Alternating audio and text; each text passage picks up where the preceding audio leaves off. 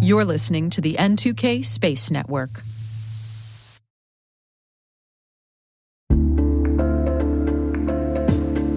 What's the common denominator in security incidents? Escalations and lateral movement. When a privileged account is compromised, attackers can seize control of critical assets. With bad directory hygiene and years of technical debt, identity attack paths are easy targets for threat actors to exploit, but hard for defenders to detect. This poses risk in Active Directory, Entra ID, and hybrid configurations. Identity leaders are reducing such risks with attack path management. You can learn how attack path management is connecting identity and security teams while reducing risk with Bloodhound Enterprise, powered by SpecterOps. Head to specterops.io today to learn more. SpecterOps, see your attack paths the way adversaries do.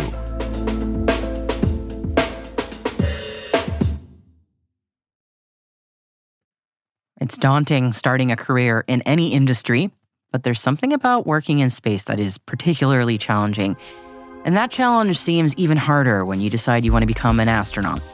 What would you need to know to become a successful astronaut candidate? Where do you even start? Well, there are always answers when there are the right people to talk to.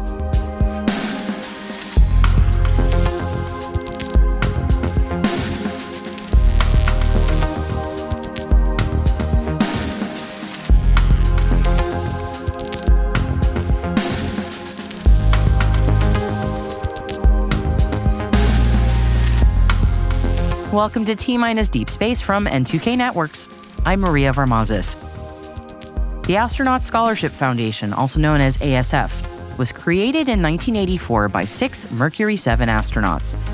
Since then, astronauts from the Mercury, Gemini, Apollo, Skylab, and Space Shuttle programs have pursued the mission to encourage university students who are pursuing scientific excellence. The prestigious Astronaut Scholarship is known nationwide for being among the largest merit-based monetary scholarships awarded to undergraduate STEM juniors and seniors. ASF has a lifelong relationship with each astronaut scholar, as they are called, and provides them with mentors, professional and personal development, and networking with astronauts. Former NASA astronaut Christopher Ferguson joins us to talk about the power of mentorship, along with his mentee, Vikas Patel. Thank you both so much for joining me today. I really appreciate it, and I'm so thrilled to be speaking with you both. Why don't we start with some introductions, please? Chris, would you mind telling me a bit about yourself? Sure. Chris Ferguson. I am currently a retired Boeing executive, but I've had a couple different careers throughout my life. Prior to that, I was a NASA astronaut for about 13 years, and then prior to that, I was a Navy pilot for I don't know. It's hard to believe 3 careers have gone that quickly, but now I do a few things. I work with the Astronaut Scholarship Foundation, which is what brought us here together today. I also own and operate a small business of my own that focuses on aerospace safety. I'm on a couple different boards and just generally have a good time as a consultant, working without the pain of setting an alarm clock. So that, in a nutshell, is what I do. And of course, Vikas and I have spent the better part of a year in a mentorship relationship, and I've done that several times through the Scholarship Foundation as well. It's been a lot of fun. I think I have learned more from them than they have learned from me. But we'll let time to determine that. So thanks, Maria. Oh, my pleasure, Chris. Thank you so much for joining me. Vikas, tell me a bit about yourself as well. Yeah, absolutely. So I'm a recent grad from Embry-Riddle, studied aerospace engineering, and soon to be a grad student at Stanford. And like Chris said, the mentorship has been going on for the better part of a year, and it's been fantastic to not only talk about my interests, his interests, but we found a lot in common as well. And along the way, got to learn a lot in terms of from the personal side of things to the career side of things. Obviously, he's a very impressive person, and so it's great to hear his backstory. You are both very impressive people, for the record. So I just want to say, and Vikas, congratulations on your admission to Stanford. That's fantastic. So I just want to say that's wonderful. Congrats. I would love to hear a bit about, Chris, you've mentioned that you've been involved with ASF for a while, and Vikas, I want to hear about how you got involved. So I want to, let's start with sort of setting the scene there. How did you learn about ASF? Well, actually, I think ASF found me. I knew as an active astronaut that there was an entity out there that worked with young men and women to provide scholarships that were merit-based in the fields of, STEM. But the funny thing is one day, I guess it's probably about 12, 13 years ago, I got a call in the middle of Walmart from a gentleman named Dan Brandenstein, who was one of my, I would say, idols. In my young astronaut days, he was an early shuttle astronaut dating back to Skylab and Apollo early days. But he asked me if I would consider joining ASF as a board member. I had to think about that a little bit. I had to learn a little bit more about ASF, but in the long run, it is probably one of the most worthwhile endeavors I've taken on outside of my sort of professional life. And that has led me, I was busy in a career for a while, but, since things have slowed down a little bit, I've taken on mentorship and a little bit more of an active role in promoting ASF, making sure that our sponsors and donors, realize the value of these merit-based scholarships that we provide and have provided, over, I guess it's probably going on 4 decades now to young men and women. Through the mentorship, I've had an opportunity. Vikas's was my second of 3 mentees, I guess. Again, we had a lot of shared interest in that. Vikas was also a pilot, so we just enjoyed talking about flying. But I'd like to think that what I bring to the game is not anything that will help them, succeed in the academically, but probably more the soft skills of life. Understanding. A lot of individuals are interested in perhaps applying to be an astronaut someday. Maybe a little bit of inside baseball on the application process and how you might go about getting selected, which is still a bit of a mystery to me. So the goalpost keeps moving every selection, so it's really hard to figure out exactly what the where the secret sauce is. But anyhow, ASF is a great it's a great mechanism, and I've been proud to be a part of the board for over a decade now. I can tell. I can feel that pride radiating through the screen. That's wonderful. Because I sort of the same question to you about how you got involved, and I'm so curious about if your trajectory is you're going to be applying to be an astronaut also. So I want to hear about that. Absolutely, yeah. So of course that is a dream. It's been a dream of mine since a very young age. But when I was in high school, I was looking for ways to get funding for my undergrad, get scholarships, and so I just happened to search up scholarship, astronaut, kind of that combination of words, and sure enough, the Astronaut Scholarship came up, and I saw that Embry-Riddle was one of the involved partner universities, and so I come in freshman year. And sure enough, Grace Robertson, she was the very first winner from Embry-Riddle. She was up there talking about all the work she had been done, her involvement with the community. And I realized that this was a real organization that did a lot of good. And so as I got involved, did more research, I got into the Space Technologies Lab at Embry-Riddle.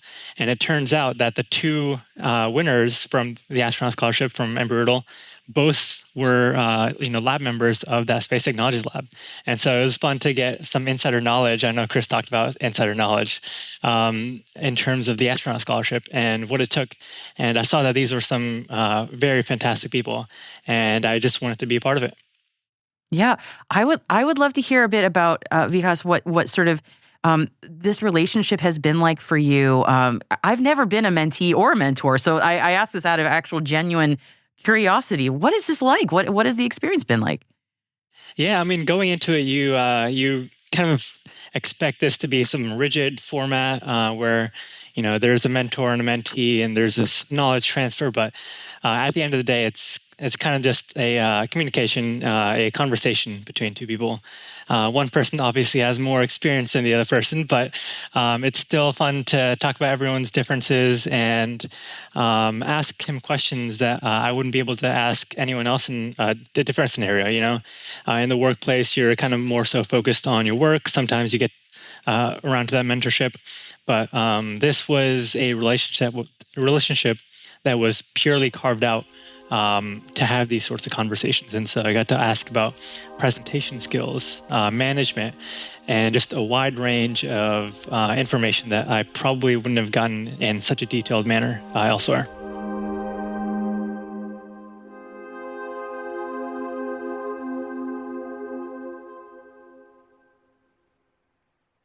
We'll be right back. And now, a message from Black Cloak.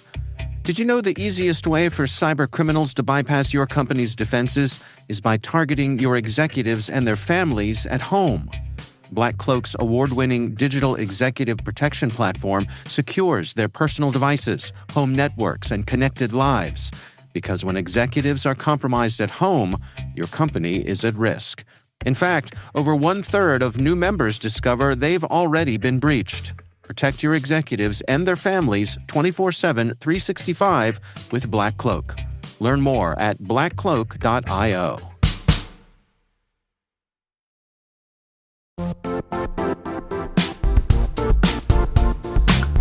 Secure access is crucial for U.S. public sector missions, ensuring that only authorized users can access certain systems, networks, or data. Are your defenses ready? Cisco's Security Service Edge delivers comprehensive protection for your network and users. Experience the power of zero trust and secure your workforce wherever they are. Elevate your security strategy by visiting cisco.com/go.sse. That's cisco.com/go/sse.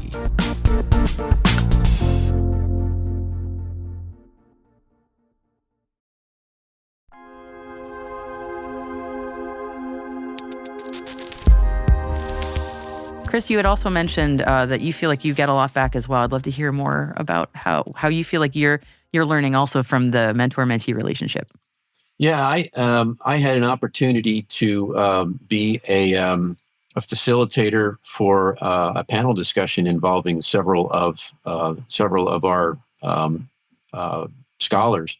And boy, I'll tell you, just reading up on their individual backgrounds and having to intelligently ask questions of these outstanding individuals, I learned so much about what they're really working on. And, it's a little bit of a window into the future because what they are interested in is obviously, sort of where the state of the art is headed. And there were scholars working on things like, fabricating, pre-printed structures on other world bodies like the Moon and Mars. I mean, it was just fantastic to sort of get a little bit of an idea of where everybody thinks, we are going to be with regard to not just space exploration, but, technology that makes the world better, where we're going to be in 10 or 20 years. It's very interesting when you go back and you look at, the things that I enjoyed when I was a youngster. I watched Star Trek. I loved Lost in Space. I followed the Apollo program, and those things that were sort of visions back then have become the reality of today. So, like I said, it's a little bit of a window into the future because these young men and women are going to go on to really be leaders in determining, where we're going to be. Are we going to be on the moon, living, semi-permanently in 20 or 30 years? When are we going to go to Mars? Is it next year or is it 50 years from now? Nobody really quite seems to know. But you really get a sort of a sense of the obstacles that are out there and the challenges that these young men and women are rising to meet. So, that was sort of my part of, taking in as much as I hope, hopefully delivered. That's wonderful. Because I feel like there's something you wanted to add to that, and I wanted to make sure I get to you. No, I mean it's just great to hear that I'm not just a burden on him. That he gets a lot of a lot out of it too. And it's funny because we talk about this sharing of knowledge, and he talked about the state of the art. One funny conversation we had during a mentorship was he was talking about how on his in-flight computer he got live weather information and live radar, and he was just super excited about it. And at the time, I didn't really think about it because that was something that was pretty commonplace in terms of what I had when flying. Right. And so it makes me appreciate a lot more about when he was out there flying F-14s and whatnot. It was a completely different world, and so it's just great to see how things have changed. Yeah, I also remember before that information was readily available. So I'm putting myself in the middle here. I'm like, I also remember that. Because I'm so curious, you are at such an exciting time in your life. You're doing great things already, and you're going to do even more amazing things. I'm so curious what your areas of interest specifically are. Thank you. Yeah, and so specifically, I'm looking to do more research on GNC, guidance, navigation, and control. And so I've had a couple of internships so far, focusing on that, a little bit of research. And right now, actually, I'm at a internship kind of between my undergrad and before grad school with NASA, working on some lunar terrain navigation. And it's actually perfect because I get to see what the state of the art is, what people are working on here at NASA, and what some of the needs are of the industry before I go to grad school. And so I can kind of find a niche and find a research area within that. That's really cool. Because I'm also really curious. I imagine you must have friends and colleagues who are also fellow scholars, ASF scholars. Is there like a network? Like what? What is that like? You must have that must be like a cool club that y'all are in. Oh yeah, we talk all the time. Me and Yeah. Asa, Chris's other mentee, we talked the other day about grad schools. He was going to CU Boulder, which was one of the places on my list, and it's people you stay in contact with all the time. Actually, this morning, me, Grace Robertson, and Jared Jordan, the three scholars so far from Embry-Riddle, we were having a text chat in our own group chat, and these type of people you stay in contact all the time, and especially Absolutely. when they have such amazing backgrounds, such amazing skills, and are genuinely good people. They're people you want to surround yourself with for sure. Absolutely. I'm curious when you talk to other your peers who maybe are looking for opportunities like ASF, and maybe they're asking like, should I apply? What do you tell them? Yeah, I mean, if anyone ever says, should I apply? The answer is obviously yes, because getting to be a part of this community and getting to be having these connections is just fantastic. You get to meet people from a wide range of areas that you'd never ever get to meet, and at that point, you know, you can go anywhere. I've gotten to talk to retired astronauts like Charlie Precourt. He gave me some good advice on flying. I get to talk to mentors like Chris, and you learn a lot from surrounding yourself with the right people. Absolutely. Yeah, those connections matter so much. I just want to get some final thoughts on what not only has this program given back to you both, but also what you've learned from each other, and also for folks who maybe want to consider either being a mentor or mentee. What words of advice you have for them? So, Chris, why don't you go first, and I'll go to Vikas. Yeah, I think if I look at ASF, there are other parallel types organizations out there like the Goldwater Scholarship Organization, but I don't think another entity provides this sort of mentor mentee and networking opportunity that ASF provides. And this is not a commercial for ASF, believe me, but I think that one thing that I didn't fully appreciate when I was at Vikas's stage in life was how valuable your peers are, and being able to understand, what their hopes and dreams are, and how they go about achieving them, right? Because the world's very complex, right? It's sort of hard to find your little niche. It's hard to know sometimes who to talk to. And being able to reach out to not just a mentor, but to your peers and understand how they sort of navigated these tortuous paths, in early stages of career. I've always said that, it's hardest in the world. You have to make some of the hardest decisions in your life when you're between the ages of, 18 and 21. And sometimes you don't really have all the tools you need to make those kind of decisions to lay it out. And being able to talk to others about just these kind of things, both your peers and mentors, is key.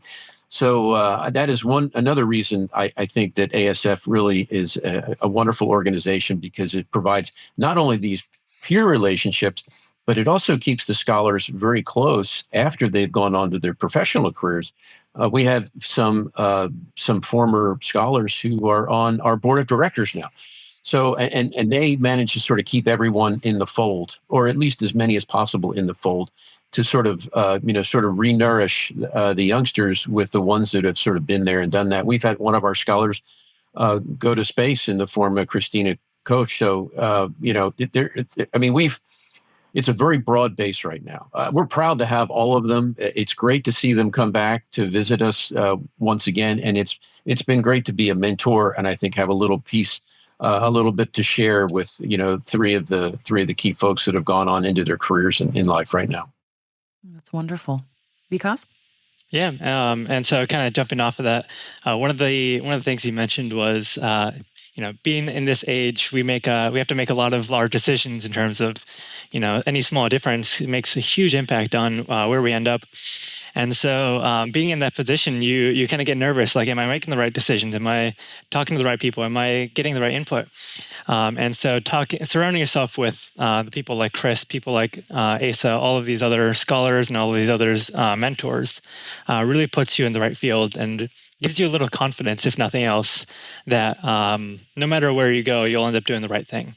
And so I strong-heartedly believe that ASF is a fantastic organization to be a part of, whether you're a mentor or mentee, and it's been an absolute pleasure to be a scholar. Well, gentlemen, thank you both for sharing your time with me today and telling me about this wonderful relationship you have through the ASF. It's been a joy speaking with you, so thank you.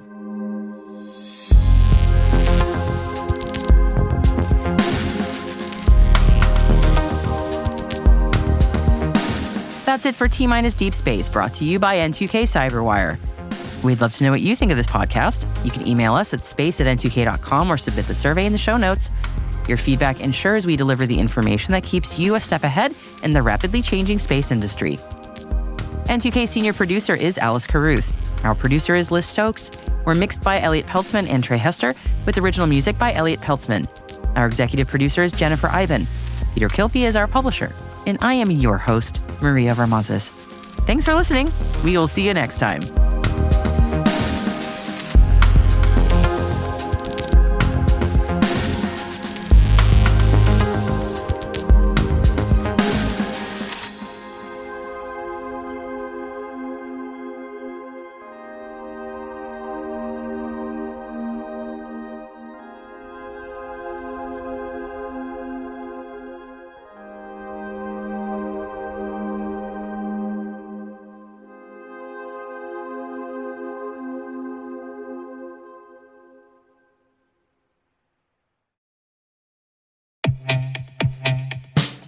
And now a word from our sponsor, SpyCloud. Identity is the new battleground, and attackers are exploiting stolen identities to infiltrate your organization. Traditional defenses can't keep up. SpyCloud's holistic identity threat protection helps security teams uncover and automatically remediate hidden exposures across your users, from breaches, malware, and phishing to neutralize identity-based threats like account takeover, fraud, and ransomware. Don't let invisible threats compromise your business. Get your free corporate darknet exposure report at spycloud.com/cyberwire and see what attackers already know. That's spycloud.com/cyberwire.